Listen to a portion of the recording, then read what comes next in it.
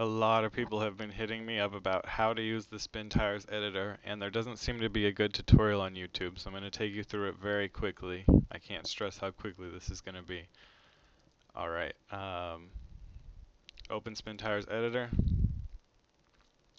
I'm just doing this from the very beginning. This is what you should see. If you don't see this, I can't help you. You're going to look at this pre-build over here on the left. You're going to right click on it and you're going to click New Terrain. If this is going slow for you, then please go back and watch the video over again, over and over until you understand. Alright, so I'm going to cancel this and do it one more time. You right click Pre-build and you click New Terrain. Then this X and Z coordinates are going to tell you how big the map is. You probably want them to be the same. I've never seen a Spintires map that wasn't a square. I don't know what the maximum number is. I'm going to put in 30. Here, I'll put in 100, so it'll probably tell me what the maximum size is. Now remember this. Your map has to begin with level, underscore, and then whatever you want, but I don't recommend using any weird characters. So I'm just going to call this map. Level map. Alright, I don't think it's going to let me build one this big. Let's see. Maximum number of blocks is 64 by 64. Alright, so if you do 64 by 64, you're doing the largest map you can do. I don't know why that happened. Alright. Oh, right. The maximum number of blocks you can do is 64, so it's gonna be the square root of 64. Anyway, you can fuck around with that. I'm just gonna do 8 by 8. It's small, good map. It says could not load terrain STG file. Create it? Yes. This is gonna create a file within your Spintires editor media folder. Not your Spintires media folder, your Spintires editor media folder. So yes, we will create that. Now we are looking at solid ground. If you zoom out, you'll notice that it goes away. If you're too far zoomed out, you're not going to see anything. You have to work up close with the terrain. It's just a fact of Spintires. If you get lost on your map, you can go over here to the left. The top shows you your entire map, and the bottom shows you what's visible from your angle of view. So the only way to really explain that is I'll click here. This is where I am on my map. These lines show my line of sight, and then these blocks show what's in my line of sight. So you're going to have to work on one area at a time and just accept the fact that this doesn't work. Alright, I'm going to go through the very, very most basic elements of creating a map. Raising and lowering terrain. You go over here to Scene, you open that, you're going to see Terrain, you're going to open that, you'll see Geometry, Materials, Locators, blah blah blah. Alright, let's start with Geometry. Geometry is going to tint the ground. That's just changing the color from this light brown to a darker brown. It changes water, it works well with mud, and then below that you have mud, and that's going to be how you place mud, and below that is water. That's going to let you set the speed of rivers. It's going to let you add what they call foam, which is the kind of white, blue crap that forms at the bottom of rivers or on the side of rivers. And then mud under the water tab is going to determine I use it mostly just to color the water muddy if it's in a muddy area. You don't want clear water in a muddy area. Alright, so start on the top with the geometry tab selected, and it's just like a paintbrush. You're going to choose the size of your paintbrush. You'll see it as a circle here on the map. If you want to raise the terrain, you need a value over 0.5. If you want to lower the terrain, you need a value below 0.5. This is going to be true for almost all of these tools. If you want to reduce something, you're going to have a value less than 0.5. If you want to increase something, you're going to have a value over 0.5. And just think of that as the intensity of the paintbrush. Alright? And auto fade is going to kind of smooth out the edges. So I'll show you once. I'll raise the terrain with auto fade off. And as you'll see, as I increase this value, this gets red. If I decrease it below 0.5, it's going to be black. And that's how you know if you'll be raising or lowering the terrain, or the intensity of the paintbrush is a better way to think about it. So I have auto fade off, and I'm going to draw a line with this paintbrush. And let raise the terrain just a little bit. I'll go over it a few times just to make it pop out a little more. And as you can see, just as you would layer paint onto a canvas, the more I go over it, the higher it gets. So I'm using the left mouse button to move around, and I'm using the right mouse button to paint um, the terrain on, and I'm using the middle scrolly thing on your mouse to zoom in and out. So once I've made that, I need to render it, and all I'm going to do to render it is click just once on the left mouse button. So I'll click, and now it has rendered. And I will now lower the terrain by choosing a value lower than 0.5. I will I will lower it right here, and you'll see I didn't use auto fade. I can turn on auto fade at any time. It's not going to affect the terrain I already did, but now you'll see the intensity of the brush here extended out. The reason it's doing that is to smooth out the just smooth out the terrain. This is going to work a lot better when you have really bumpy terrain where there's more interactions between the wireframe, for lack of a better term. Alright, let's get to the tint. This is really self-explanatory. If you want to darken the ground, you just draw on the tint. That's it. That's all I'm going to get to it on that. If you want to add mud, pay attention here. This is important. You see this automatic mode? Do not use it. Do not ever use automatic mode. It messes things up. It just will mess your map up. Instead, you want to use extrudes, and you'll do it just like you have before with all these other paintbrushes. And what that's going to do, I'm going to draw in this dark area since that seems muddy. You're just going to paint it on. And if I zoom in closely here, you'll see how deep the mud is. Now this right here is probably, at this depth, is probably going to sink it just a tiny bit, but you're still going to be able to drive over it quickly. This is really deep mud. This level is the kind that you would spend some time getting through, and you need to be careful because if you get to this level, you'll just get stuck. Almost any vehicle is going to get stuck in something that deep. So I'm going to render that real quick, and then I'll go back to that same tool, and instead of extrudes, I'll choose tracks.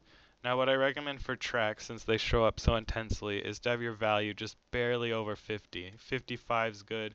And I'd also keep in mind you have to zoom in to see the tracks. If you're too far zoomed out, you're just not going to see them.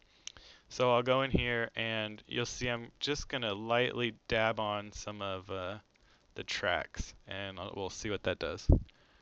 So now you see the ground here is kind of cracked, whereas over here it's smooth. And if you just really pile it on. Now keep in mind, you can have dark looking tracks in lighter areas. It's not going to care how deep the mud is to determine how it looks. So here I've really painted it on, and I'll turn this value all the way up to make sure it's as dark as it gets. And now you can see it's just ridiculously muddy. Alright, moving on. Water is something that I think people have the most problems with. Um, oh, um, and I'll get to that later. So for water, you're going to need to have an area that is, you know, um, at a lower altitude than the rest of the map. I don't know what else to call it. You can right click on the map, and you'll have all your options that are pretty much the same thing that's over here. And you're going to click add river. All water is considered a river. Even if you're making a lake, you're going to click add river, and that's going to put 2 dots here. What you need to do is move your dots around and then lower and raise the elevation of the water. So I'll click here and I'm going to first click this little diamond right in the middle. See how there's 3 dimensions and then a diamond? If you click the diamond and you hold it and you stretch it out, and then you go here to your other one, stretch it out. All I'm doing is I'm holding down the diamond and I'm pushing up on the mouse. If I push down on the mouse, it contracts. If I push up on the mouse, it expands. I'm going to cover the area I want. And this, you'll see, is how high the water is going to be. So one thing that's kind of important to keep in mind if you want a realistic looking lake is you want the same size, you want them to be at the same elevation, these points right here. So you can, I can raise this, and this position information down here in the bottom right, the center number is going to indicate what the altitude of your river or lake is. So here I have 11.7. If I go here to this other dot, I will see it's only at 9.3. So let's raise that up to 11.7. And I'm just kind of getting close. And then you'll see that the water level is now even. So I will render that by just clicking with the left mouse button outside of the box. And there's our water. Next on the list is the mud. You'll see when I went from water to mud, it's black. This is a kind of weird paintbrush. I still to this day haven't really figured out how it works, but for all intents and purposes, we can paint on mud by changing the value. I don't usually go too high. 65, 66 seems fine. Auto fade is good to use on this, and it has this feature you'll find on some things called randomize, where it will, instead of painting on evenly, it'll just kind of create little random splotches of where you want things. Um, so we'll paint it on, and the brighter the neon green, the more mud will appear. So now I'm going to render that, and you'll see it's muddy here, it's less muddy on this side. One thing I just missed that I'm going to go back to is on this water tab, you will see foam and speed. I'll put some foam here so you can see what it looks like. Whoops. Um, Turn the value up pretty high. So we'll have foam right here. That's what foam looks like. And then we'll have speed. Um, One thing to note about speed is it's always going to run from your 0 to 1. It's always going to run from lowest number to highest number. So when I go to set the speed here, it's going to run to the right. So for that, if you want a really strong river, just put it all the way up to 1. Auto fade's probably a good thing to have on, so you don't have sections of water going extremely fast while others are stagnant. So I'll just paint that on, and now you can see the water is moving like a river. And what you can end up doing is, if I'm lowering the terrain here, I'll just I'll make it intense by lowering the value a lot on this geometry option, so I can get some very deep terrain. I'll take off auto fade. Oh, I'm sorry. This is it says flatten instead of height. Flatten will help smooth out areas. It works the same. That I meant to do height. So let me come in here and I'll lower the height here quite a bit. I'll render that, and you'll see our river just stops right here. Now I could take that and just extend it out, but what's better to do with a river is to make it curve, and to do that I'm going to click add after. It's going to add, this is point 0, and this one over here is point 1. So if I do add after, it's going to put a point here. If I do add before, it's going to place a point between 0 and 1. So I'll add after, and then I will curve the map, or I'm sorry, I will curve this overlay, and then I can render it out, and you will see that we now have water over here. Because we painted on the water over here before we got to this part, there's no movement here, the water is completely still. Um, and one other thing to note is that if you don't have your water completely covering an area, it's going to look like this. One other thing you want to keep in mind is that if you have, let's say, a deep hole over here, um, and your river runs over it, well, I guess it's not even deep enough here.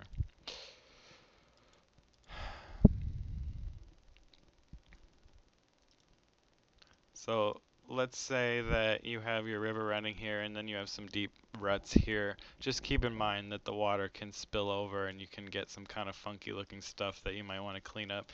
So in this case, I might want to just come here with the width editor and change the width of the river so that it doesn't interfere with this rut over here. Alright, for materials, if you open materials, you'll see grass to dirt. If you don't, you need to click add material, and then you need to click, um,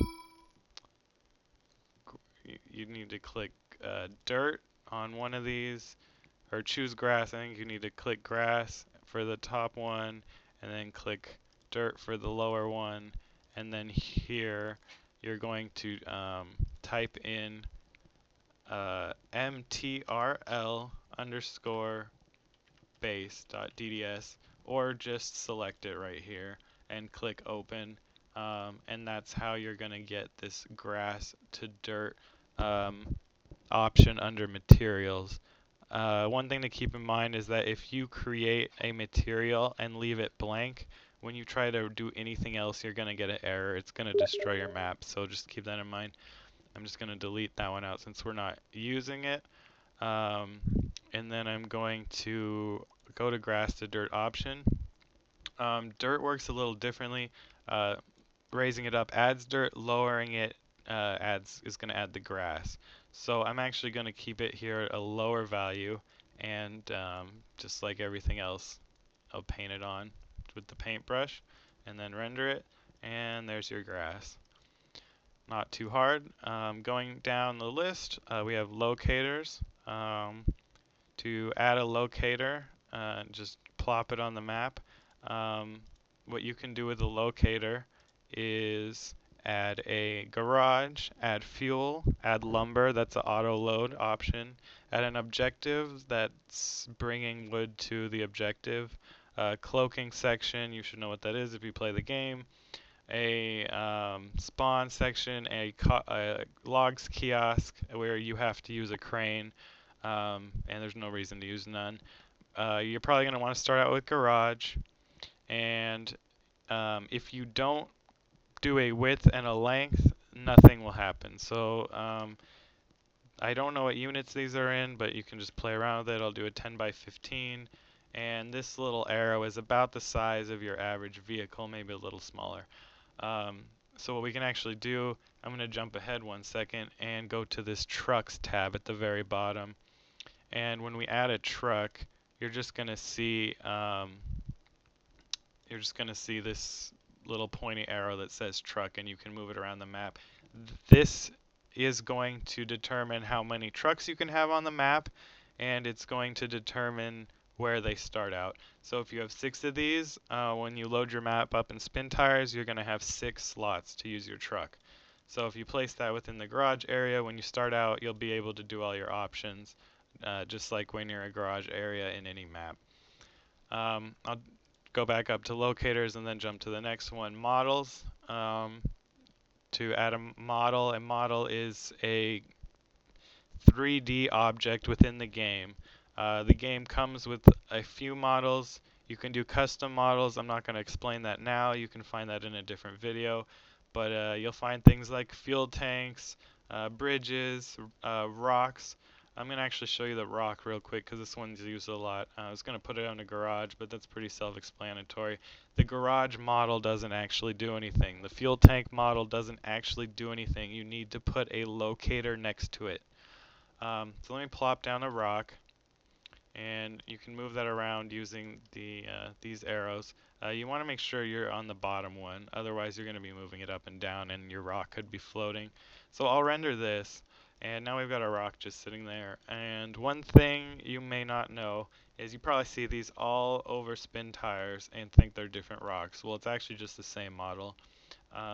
You can right click on almost anything and click duplicate. And when you duplicate something, it's just going to sit over it. So now we've actually got two of these on top of each other, and I can move the rock around. This green one, this green line right here, will rotate it around this way. This red one will rotate it like this. And this blue one will do the same thing as the red one in the 90 degrees to it. And you can actually lump them together to create different rock formations, and that's how you get different looking rocks without using custom models. Going down the list, plants is just like models. You can manually add trees. Usually the only way I use this is if I want to manually add a rock or a tree to block off an area. I'll add a fir tree right now, and one thing you can do with this is, just like we did before with that diamond, we can raise it and lower it to increase the size of the tree. So pretty much the same as models. Let's add a distribution now. This is probably the area you're going to be spending the most time in the Spintires editor. So right click add distribution, and you'll see it's an empty distribution. You need to make sure you leave none of these empty or you're going to get errors. Now this gets a little weird, but bear with me. You're going to click map and you'll see these three ellipses to the right, the three dots. Click those, and you're actually going to want to, let me just check something really quick. Yes, it is a DDS file. That's all I wanted to make sure.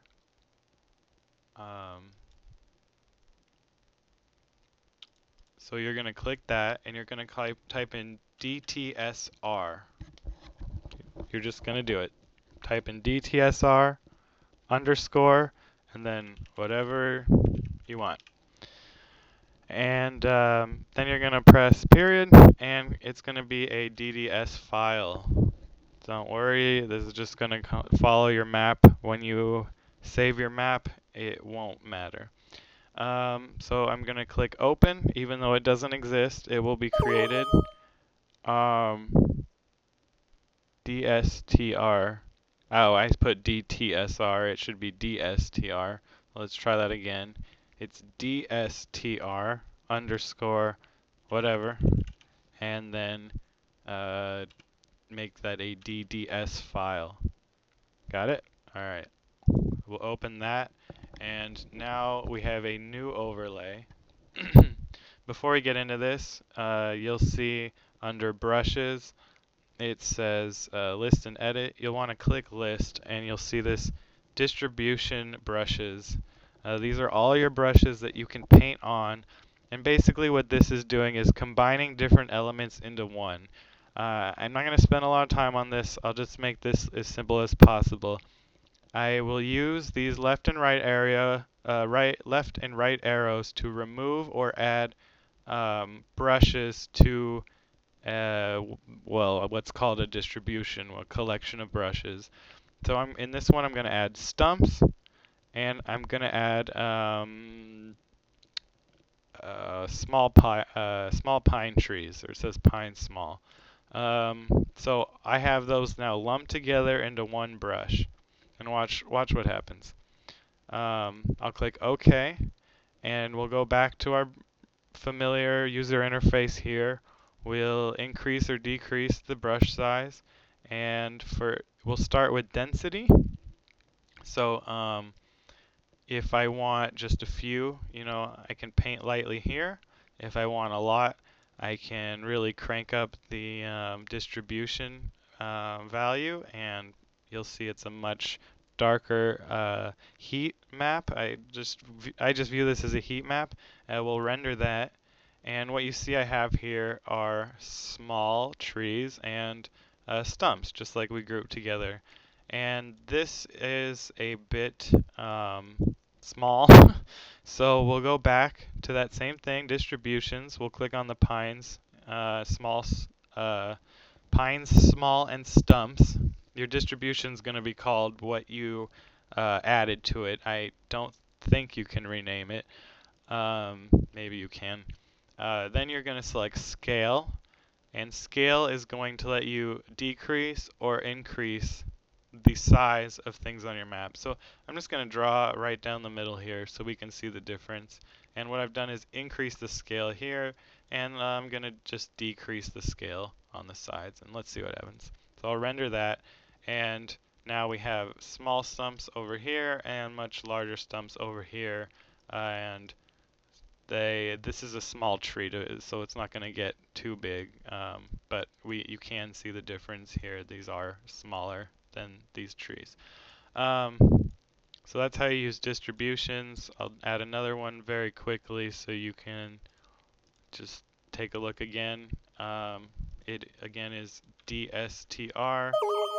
Whoops, I didn't mean to press enter. It is DSTR underscore something and dot DDS, and that'll let you make a new distribution. You go to edit here, add what you want. I'll just add a bunch of stuff. I'm not even paying attention to what I'm adding. Now we've got a pretty hefty brush there. Keep in mind that if you add too many things, if you add too many rocks and too many stumps to something with a lot of trees, it's going to thin out your trees. And you can paint these on top of each other, but um, you will have different models competing with other models. So it could overlap things in a strange way, or it could just delete distributions you've done. So let me just paint on some here next to it, and then I'll paint some across it, and we'll see what happens. So you can see stumps and trees are still here. It wasn't too dense, so most of the things are still there. There's loose rocks here and some little leaves, and I think that pretty much covers it. I'll move down the list to overlays. I'll just add an overlay here, and you'll get, asphalt roads. Really, when you start out, you can mess with this. It's going to take some time, but I would start out with roads and paths, and a road will show up on the map, and a path will not show up on the map. So make sure you are using roads for little wider areas and paths for smaller trails. Keep in mind, paths will not show up on the map. Anyway, let's just do a dirt road. It's exactly like the river was. You just don't have to worry about depth. So here I can draw on the road. I can increase or decrease its width. So I'll just decrease. I like to usually decrease the width a little. They're pretty wide. And I will render that, and it kind of auto fades on both sides. If I want to add a curve in the road, I'm going to click on the node, right click it, and click add after. That'll create another one. When I drag this around, it will curve the road. Keep in mind that it is curving the road over here now, so if you don't want that to happen, you should just kind of do it small lengths in between your overlays. So here, if I just add 3 and add one more, I can curve the road now without affecting this too much. And then you can always come back here and kind of put it back how you wanted it. Anyway, I think you get the idea. So you can always just right click here, add overlay. I'll do I'll do an asphalt road, and then I think that pretty much covers that. So, very simple. And going back to the geometry, you can indeed raise asphalt roads, raise dirt roads. It doesn't really care. Um, and then, like I was talking about earlier, there's this flatten tool, and you can use that to just literally flatten out the terrain. And if you use it lightly, you can just smooth out maybe harsh bumps that might show up. If you want to make a trail up a road, it can be helpful for that. Um, see, I've now created a pretty flat road up this hill. And I'm just going to call that the basics. Everything else you'll have to learn from other tutorials. If you have any questions, leave them in the comments. I'll try to answer them. And I'll make another one if there's enough demand. It just takes a lot of patience. Good luck.